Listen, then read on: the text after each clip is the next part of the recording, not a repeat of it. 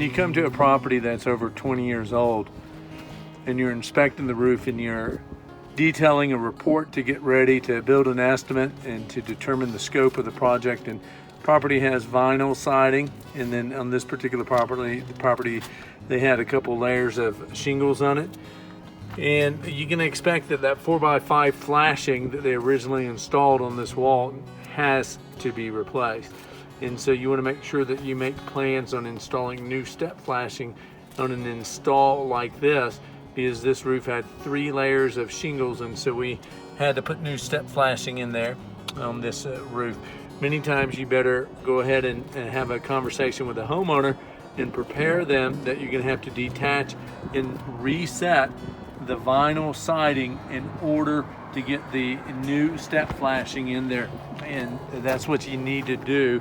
If you neglect to do that, then that old 4x5 flashing, the only other choice you'd have, which may not meet code in most areas, it would not meet, but it may meet, but you would have to embed all of your installed shingles in a bed of tar, plastic cement, in order to make sure it doesn't leak. So when you do come to a home like this and it's 20 years old, and there's vinyl siding on it and multiple layers of shingles, make every plan from the very beginning. At least you want to notify the homeowner that there's a contingency in there that you may have to replace. You may have to detach and reset the siding. It's going to cost additional money to install flashing along the wall. Over here you can look at this project. This vinyl siding's been here for a long time.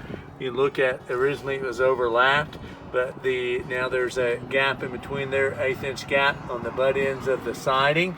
Originally it was about 1/4 of an inch, and due to expansion and contraction it actually shrunk, and that piece no longer fits. And up here on this particular job they're missing some vinyl siding, the top course of siding right here also. So those are things that when you do an initial inspection, I'm going to recommend that you inform the homeowner of, so that way there's no misunderstanding on what's going on. Because after you detach and reset some of that siding, if you don't tell them in advance that these pieces were missing, well then you're probably going to be responsible to replace that.